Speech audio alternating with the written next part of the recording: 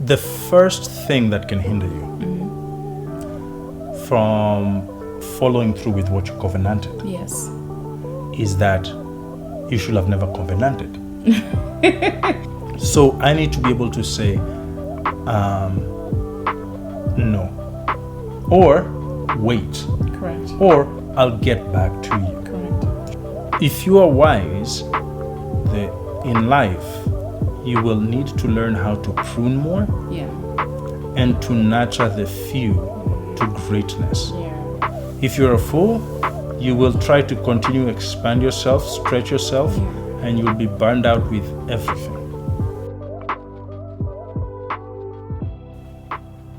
Hi everyone, my name is Glory Njuguna. I'm your host for today for Actualize Talks.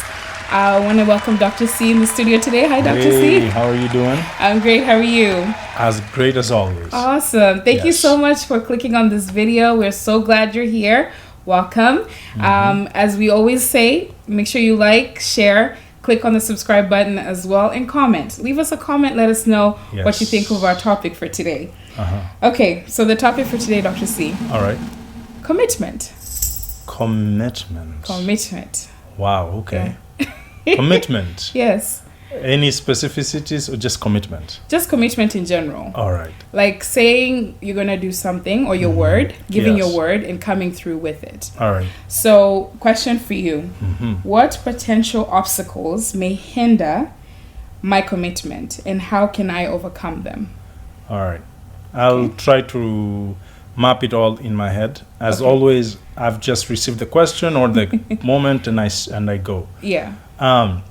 The act of committing to a thing. Yes. Commitment. When I think of committing to a thing, I think of the word always that is communal or common. Okay. All right? Okay. Or come.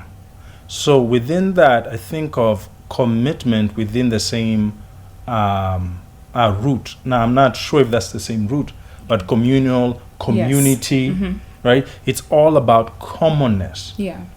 And so anytime you break a commitment, you are annulling something of commonness. Okay. So you're moving from a place of commonness Yes. to uncommonness. But in a sense of that you broke. And normally, to get to a commitment, there's an assumption of a covenant. Yes. A covenant means there was an agreement. Correct. Whether verbal, whether written, you are breaking now that covenant. Okay. So That's before I get into that question, and you're going to repeat it one more time, I like to kind of define a thing so that I can have a spot to Yeah. build on. Sure. So by commitment, I'm understanding it is a contractual agreement between parties that brings about commonness or community or communal. Okay. And now this has been breached and broken. So can you repeat the question now? Sure, no please? problem. Yeah. What potential obstacles might hinder my commitment and how can I overcome them? All right. Obstacles. Yeah. Now, there's so many ways to go with this, right? I'm thinking, right? Yeah. The first thing that can hinder you from following through with what you covenanted Yes. is that you should have never covenanted. She never had said, I'll do it. There you go. Yeah. So the number one hindrance is when you enter into agreements, covenants that you were never meant in the first place to be a part of. Okay.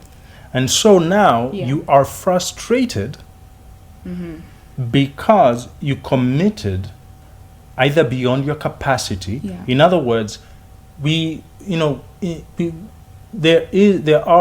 very hard for some types of actualized languages to say no. Yeah. Many times, if you are so used to be the person that people run to, you tend to have this tendency to overcommit. Right. So, everybody knows you are the dependable one, right? Everybody knows you're the one to go to. Everybody. Yeah. So what do? You begin to commit and to Yeah. commit and to commit and to commit. Now, this is when you know you have committed to the wrong things. Okay. Number one, is that commitment affecting your personal time with God? Right. Are you waking up and all you have time for is that thing? Number two, have you committed to something that splits your relationship with your spouse? Or you committed to something without consulting or being of one commonness with your spouse? Right. So if you commit to something that your spouse did not sign up for with you, you have set yourself up for frustration. Right. That's true. So before you commit to something, you need to ask, hey, hon, do you think I should do this? If they say, I'm not sure, let's take time, then maybe, right? That's why it's always good to consult. Right. The other one is, if you don't have a spouse, or you can also go to a coach or a counselor. Right. And tell them, I'm thinking about doing this, and then they'll tell you, okay, have you considered this? Have you considered the time with your kids? Have you considered time with your spouse? Yeah. Have you considered your job commitments, your school commitments? Correct. Have you considered your business? Have you considered all these things? Then they'll tell you, after you consider those things, then you commit. Okay. So commitment also necessitates ranking of importance. Right. So you commit to your devotion time with God. You commit to your Yes. time with your spouse. You commit to your time with your kids. Yeah. You commit to your workplace, right? Yes. You commit to your church. Then you begin to commit to other things. Right. But if I commit myself, I'm going to have a challenge keeping my commitment, because my sense of duty and obligation has landed me in a space and a commitment I was never supposed to be a part of to start off with. So I would say, before you commit, or why you should uncommit, Okay. is when you look at the thing that you have committed to and it is not in line with your life purpose, your life vision goals, and your mission steps of life. Okay. So Okay. I like to turn everything positive, right? Yeah. So it is okay to uncommit Right. when that agreement or that contractual thing goes against things that you are not supposed to uncommit from, Okay. right? Yeah. So you rank what you're going to be committed to. Right. You rank what you, and if you mess that up, you're going to start uncommitting to the things that you're supposed to be committed to. Right. In other words, you'll be like, oh, you know what, you're just my spouse, it's okay, you're not going anywhere, so Yeah. I'm not going to commit my time with you. Now, you won't say it verbally, you'll just do it. Right. You'll start committing to things with friends that you didn't consult with your spouse. Right. You'll begin to commit to things with your workplace that hinder. So before you say, yeah, I can do that, yes, let's do this, yes, we'll do that, you need to stop and say, wait. And that's something that is important to slowly begin practicing, is before you say yes, because this is what people do. People come with an expectation of yes. Right. And I understand, right? People they have their own issues. Right. But there's also something that is challenge. Your emergency is not my emergency. Right. That's true.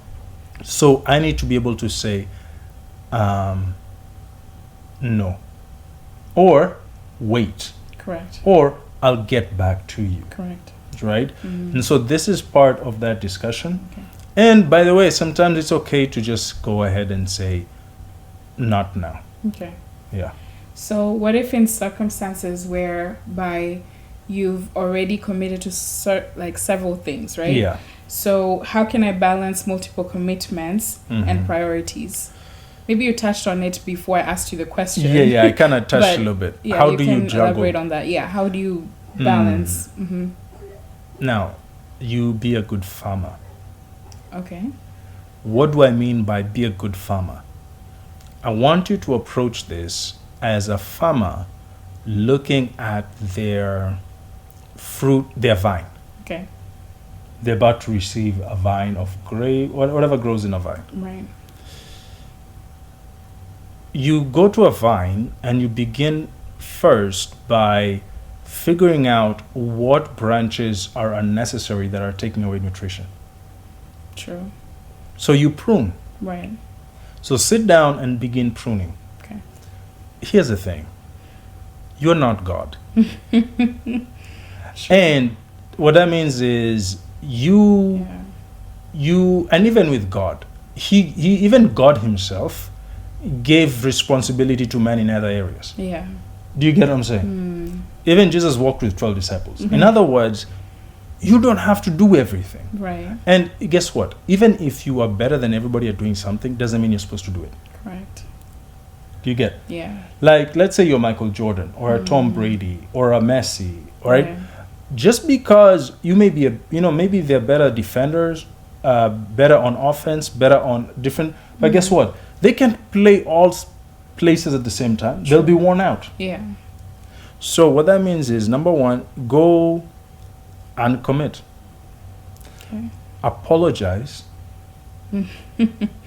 Right. Just apologize and say, I know I committed to this. I know you are expecting me to do this and are putting pressure on me to do this, but I'm going to just respectfully say, going forward, I'm not going to be doing this. Correct. And once you do that, you'll have a sense of pain because, again, you committed into something that as a relationship and now you're tearing it. Correct. So it's okay to go through the pain and healing and uncommit. Yeah. After you uncommitted to what you need to uncommit, now the next thing you do as a farmer is you put nutrients, right? You feed the good stuff. Yeah. But as you feed the good stuff, get to know the ranking. You still need to water, you need to de-weed, you need to do all these things. So rank. What is the most important things to commit to? Right. Those are where the priorities come in. There you go. Okay. You add to the commitment Yeah. based on the importance of something. Okay. You reduce the commitment when something is not highly important. All right? You don't need to go to every meeting. Yeah. It's true. You don't. Yeah. If it's not mandated, you don't need to go to every meeting. Right. You need to figure out and you need to rank things in venue of importance, because what happens is you overcommit, then when you start being angry at people who have chosen to order their lives, and now they are happy, and now you get angry at people who are happy because you're miserable. That's true. Yeah. Wow. Okay. So how can I adapt and adjust my commitments as circumstances change?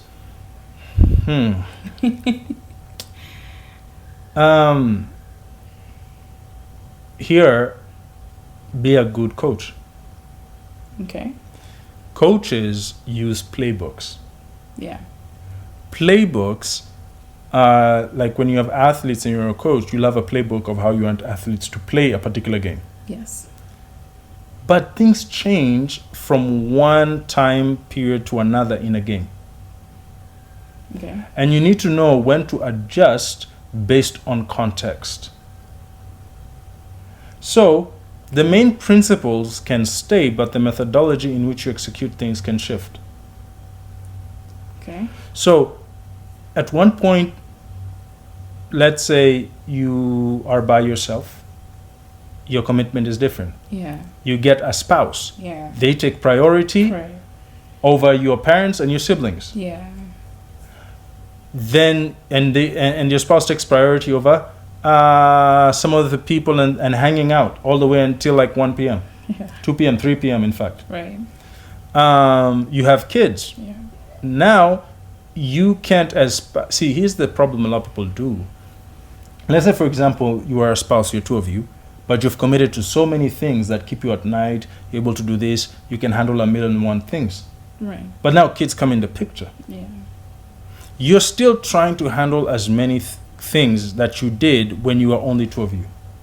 That's going to be impossible. Yeah. And this is why you find kids really begin to dislike what their parents do. Yeah. Because they go and they realize you're so busy being praised and doing 1,000,000 things for others, but you actually didn't have time for them. Right. And this is when I said, At every stage of life, a farmer knows what to prune Okay. and what to put in. So as you progress in life, the wisdom that you need to input is over time in life, you prune more Yes. That's true. and Yeah. you nurture more. Right. You get what I'm saying? Yeah. If you are wise, in life, you will need to learn how to prune more Yeah. and to nurture the few to greatness. Yeah. If you're a fool, you will try to continue expand yourself, stretch yourself, Yeah. and you'll be burned out with everything. So consider that like a admission. If you want to learn how to commit in life, it is much easier to commit when you have fewer things to commit to. That's true. When your list is small. Mm. So I heard this somewhere, and I'll just throw this as the last question for Okay. today. Mhm. What are the consequences of not following through on my commitments, or rather on commitments? What are the consequences? All right. You didn't listen. So you expanded yourself. Correct. You didn't want to be told do less. Yeah. You didn't want to be told why are you doing this and that and the other. You said I am, I'm every woman. I can do all things, Through Christ. who strengthens me. You used every phrase, every song that you could think of. Right. Now, Yeah. you find yourself in the midst of broken promises. You find yourself in the midst of broken trust. Yeah. And what happens is when, for example, your spouse realizes, by the way, I'm not the most important person in this person's life. You've broken trust, they begin to pull away. Right. When you begin to be exhausted, the organization begins to pull away from. Before you know it, Yeah. you actually lose more. Mm-hmm. That's true. And when you look at the context of life Mm.